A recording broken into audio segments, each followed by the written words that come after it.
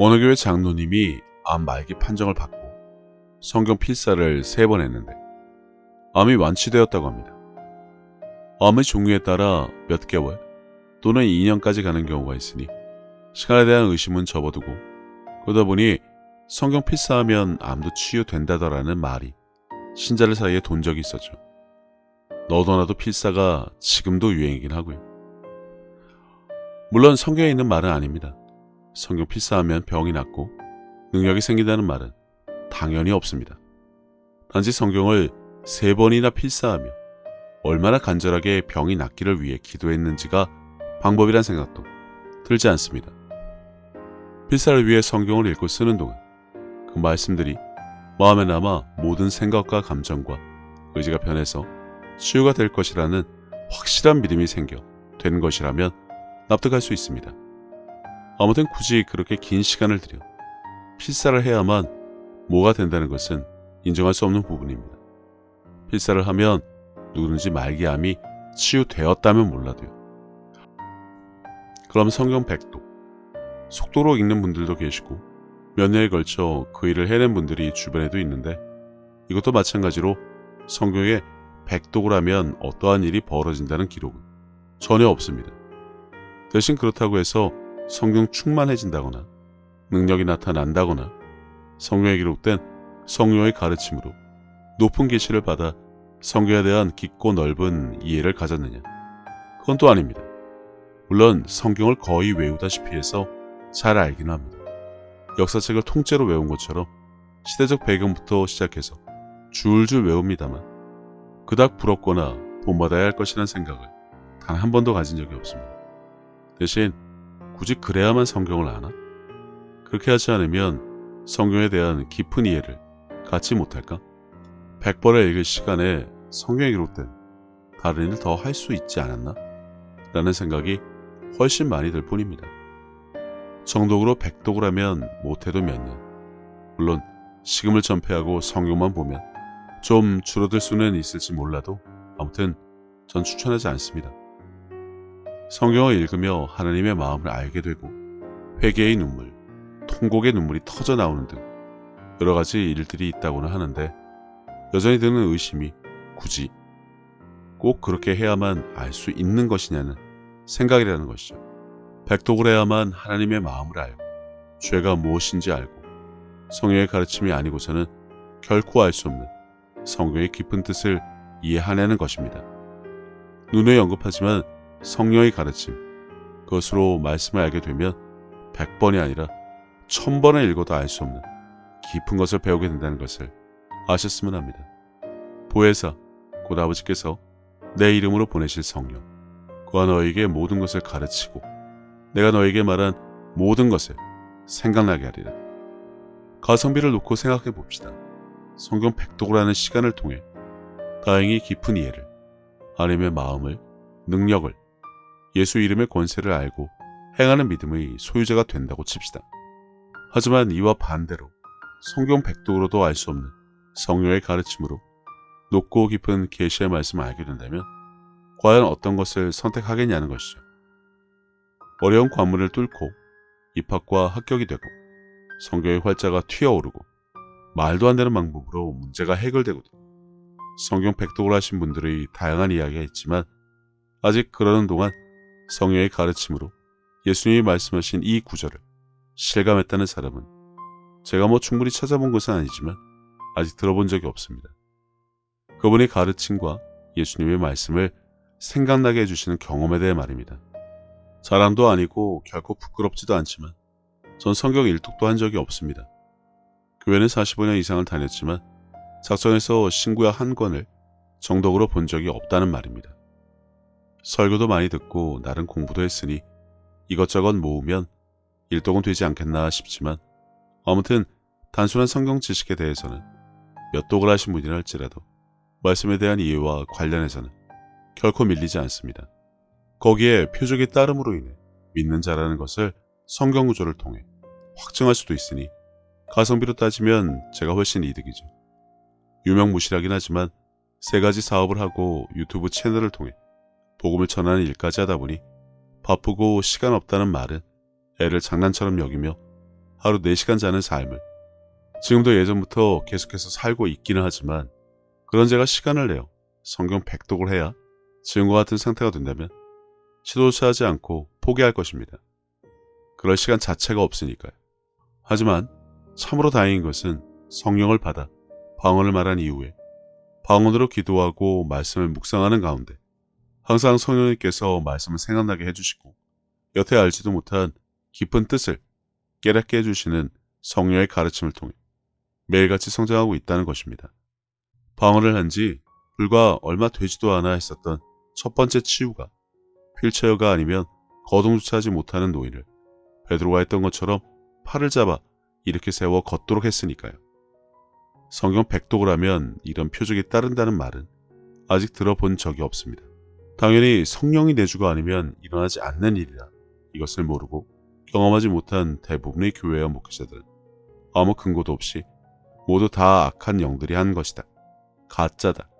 어쩌고 저쩌고 부정하기 바쁜데 그건 그들의 사정이고 실제로 믿는 자에게 따르는 표적이 있는 사람은 전혀 다른 삶을 살 뿐입니다. 일화를 하나 나누자면 교회 여름 침례식 장소 예약이 펑크가 났습니다. 4일 뒤 출발인데 갑자기 예약이 취소가 되었죠. 모두가 발을 동동 구르는 상황에 제가 해결하겠다고 큰소리치고 다음날 3일을 남겨두고 아침에 컴퓨터에 앉아 성령님께 이런 부탁을 했습니다. 성령님, 키워드 주세요. 노인을 처음 치유했던 그때와 마찬가지로 얼마나 신나고 들떠 있었는지 모릅니다. 이미 결과를 본 것처럼 말이죠. 아니나 다를까 네이버 검색창에 넣을 검색어를 바로 알려주셨고 리조트처럼 말도 안 되게 넓고 모든 시설을 다 갖춘 좋은 것을 보여주셨습니다. 당장 전화를 하니 담당하시는 목사님이 세상에 출발 3일 전에 그것도 여름 최고 성수기 예약하는 사람이 어디 있냐고 크게 웃으시던데 아랑곳하지 않고 방 있냐고 하자 일은 여기서부터입니다. 그런데 조금 전에 예약 취소한 교회가 있어 가장 큰 방 2개가 지금 가능하다는 것입니다. 뭐 당연한 일이죠. 계약금 넣고 다음날 굳이 제가 찾아가서 답사하고 2일 뒤 출발해서 무사히 마치고 온 적이 있습니다. 이 부분에서 그 키워드는 성령이 아닌 악한 것이 준 것이라고 생트집을 잡는 이들이 분명 있습니다. 그런데 침례식을 악한 것들이 도와준다는 말이 말 같아야 말이죠. 헛소리를 하려면 좀 앞뒤가 맞는 말이라도 했으면 합니다. 성경 백독을 하고 이런 일이 있는 것과 일독도 안 해도 이런 일이 있는 것. 물론 저도 하나님의 마음은 물론이고 그분의 사랑을 사람의 말로는 결코 설명할 수 없는 깨달음과 신기한 경험들이 많이 있었지만 성경 백독을 하신 분들이 경험한 것은 대부분 다 겪어봤고 아무튼 굳이 백독을 해야만 그렇게 되느냐고 한다면 전 당연히 가성비 높은 성령님의 가르침을 1000만 번이라도 선택할 것입니다. 지적인 만족, 목표를 달성한 성취감보다는 더 중요한 것을 더욱더 많이 알게 되었으니 굳이 그럴 필요는 없다고 봅니다. 물론 각자의 선택일 뿐입니다. 하지만 오히려 성경을 백독이나 할 그럴 시간에 방언기도를 더 많이 해서 성령 충만은 물론이고 영적인 것에 대한 높은 이해를 갖게 된다면 오히려 그것이 흔히 말하는 수지를 맞았다고 할 수 있습니다. 마음이 완악한 자, 종교적인 자들이야 성경 백독 무시하냐고 혹시 그럴지 모르겠지만 그건 여전히 열등감과 피해의식에 기분이 나빠 반박하는 것이지 그렇다고 해서 그것이 무의미하다는 것은 아닙니다. 필사도 좋고 백독도 좋습니다. 지적인 만족도 중요하지만 일단 성경에 그렇게 하라고 기록된 적이 없는 일을 사람이 그냥 한 것일 뿐이라는 겁니다. 정작 그렇게 하지 않아도 저는 비교도 안 되지만 사람이 이렇게 성경에 대해 영적인 것에 대해 깊은 이해를 가질 수 있구나라고 놀라 자빠질 정도의 분들을 만나서 알고 지내니 그보다 더 좋을 수는 없습니다. 하지만 아무리 그래도 일동은 해야 하지 않나 싶은 생각이 들어 금년에 신약만 한번 읽을 계획은 있지만 구약은 보지 않을 겁니다. 예수님과 성령님이 오시기 전 하나님의 말을 지지리도 듣지 않던 사람들의 이야기가 가득한 구약을 굳이 볼 필요가 없다는 생각이고 굳이 알아야 한다면 예수님에 대한 모형, 그분이 오실 것이라는 예언, 그림자란 것만 알아도 충분하기 때문이죠. 아브라함과 모세와 다윗의 믿음을 배우자며 줄기차게 설교들을 하지만 굳이 제가 사람을 따르고 배워야 할 이유는 전혀 느끼지 못하니 그런 인물들이 있었다는 것만 알아도 충분하기 때문입니다. 정작 우리가 알아야 하는 것은 예수님이지 구약의 사람들이 아닙니다. 그들을 본받을 이유도 없고요. 아무튼 백독을 하든 성경의 가르침을 받다 중요한 것은 성경에 대해 얼마나 아느냐가 중요하기보다는 그래서 행하는 믿음을 가지고 있느냐, 오직 믿음으로 구원을 받았느냐, 그분을 사랑해서 말을 지켜 행하느냐, 그리고 그 결과로 그분이 내 안에 거처를 삼으셨느냐, 성령을 받았느냐, 표적이 따르느냐, 예수님의 일을 이어서 하느냐, 내 이웃을 내 몸같이 사랑해서 믿음으로 병자를 위해 손을 얹어 자유롭게 해줄 수 있기는 하느냐가 관건이지 다른 것에서는 별 의미를 찾을 수 없습니다. 그냥 시큰둥합니다. 관심이 없다는 것이죠. 신앙생활이라는 것은 성경을 읽고 지적인 만족에 머무를 수도 있고 권능을 받아 땅 끝까지 말씀을 전할 수도 있고 믿는 자에게 따르는 표적으로 예수님이 언급하신 모든 것을 할 수도 있습니다. 단 무엇이든 성경에 기록된 것을 부정하며 폄훼하는 것은 결코 용서받을 수 없는 일입니다. 단지 각자의 능력에 맞게 생활하면 됩니다. 하지만 성경을 그렇게 많이 읽었으면 예수님의 말씀과 계명과 명령을 100번 봤다는 소리인데 그래도 무엇을 해야 하는지 모른다면 그건 난독증이 있거나 제대로 읽지 않았거나 아무런 것도 배우지 못한 것일 뿐입니다. 베드로나 바울처럼 올바른 복음을 전해 성령을 받게 하거나 안수를 통해 그 일을 하거나와 같은 일이 있어야 하는데 그렇지 않다면 그것도 무의미하고요. 아무튼 그런 백독이라면 정중히 사절합니다. 다른 할 일도 많은데 굳이 그럴 시간도 없지만 가성비로 따지면 그닥 좋은 방법은 아닌 것 같습니다. 결론은 성경을 그렇게 많이 봤으면 이웃을 사랑하라는 말씀이 단지 생필품과 식음료 전달해 주라는 것이 아니란 것은 알았을 것입니다. 지극히 작은 자에게 하지 않은 것이 주님에게 하지 않은 것이라는 사실도 알았을 것이고요. 선한 사마리아인의 이야기를 통해 누가 진정한 이웃이고 이웃을 위해 돈을 대신 내주는 것만이 이웃사랑은 아니란 사실도 알게 되기를 바랍니다. 병들고 악한 것에게 눌린 자들을 자유롭게 해주는 것, 손을 얹어 치유하고 귀신을 쫓아내는 일을 하는 것, 그것이 진정한 이웃사랑.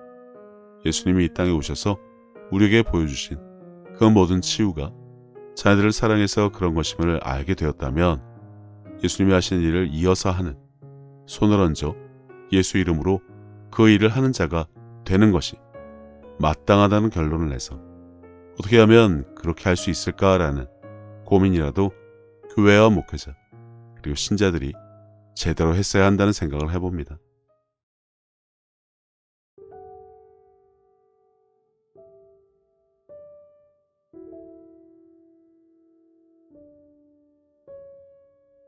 예수님께서는 내 마음을 다하고 목숨을 다하고 뜻을 다하고 힘을 다하여 주 너의 하나님을 사랑하라 하신 것이요. 둘째는 이것이니 내 이웃을 내 자신과 같이 사랑하나 보다 더 큰 계명은 없다고 하셨습니다. 생각해보면 믿는 사람들은 이미 하나님께 받은 것이 너무나 많은 것을 아는 자들입니다. 예수님을 통해 죄사함과 구원을 받은 것부터 시작해서 살아 숨을 쉴 수 있는 공기와 바람, 맑고 푸른 하늘과 마실 물, 그리고 땅과 그 위와 아래의 많은 것들, 이미 오래전부터 내 주변에 있어 왔으니 당연한 것으로 여기며 우리는 여전히 값없이 공짜로 받아 그것들이 감사함을 잊고 살기는 했지만 그런 것 말고도 하나님으로부터 받은 사랑과 평안에 대해 생각하자면 끝이 없습니다. 하지만 사람은 하나님으로부터 받은 그 많은 은혜를 갚을 방법이 없습니다. 그래서 하나님께서는 내 이웃을 내 몸같이 사랑하는 것으로 그것을 대신 갚으라고 하신 것인지도 모릅니다. 그리고 지극히 작은 자에게 한 것이 곧 하나님께 한 것이라고 하셨으니 그분의 은혜를 알고 그분을 닮아가는 삶을 살아가야 한다면 지금 내가 살아가는 삶의 방향이 하나님과 나의 이웃을 사랑하는 올바른 길 위에 있는 것인지 한 번쯤 점검해 봐야 하지 않나 싶습니다. 이와 같이 하나님의 뜻, 그분이 기뻐하실 일이 무엇인지 알고 내게 주어진 소명을 다하기 위해 끊임없이 힘쓰고 노력하는 것도 크리스찬들이 마땅히 해야 할 일이 아닐까라는 생각을 해봅니다. 이제는 세상 유행에 따라 요동치던 내 마음을 모두 내려놓고 혼자서 하나님의 뜻을 헤아리는 시간을 가져보시기를 권해봅니다. 하나님은 세상 모든 사람들을 사랑하십니다. 그렇기 때문에 당신이 사랑받기에 마땅한 사람인 것처럼 당신의 가족도 이웃도 그분에게는 마찬가지로 소중한 자녀들입니다. 당신이 어려운 상황을 겪었을 때 하나님께서 당신의 삶에 관여하실 수 있도록 마음의 문을 열고 그분을 신뢰하며 동행하는 삶을 살아왔듯이 이제 당신도 다른 사람들에게 먼저 다가가서 손을 내미는 귀한 삶이 되어주시기를 바랍니다. 예수님께서 주신 새 계명, 서로 사랑하라. 저도 늘 제 자리에서 최선을 다하여 섬기고 사랑하며 살도록 하겠습니다. 감사합니다.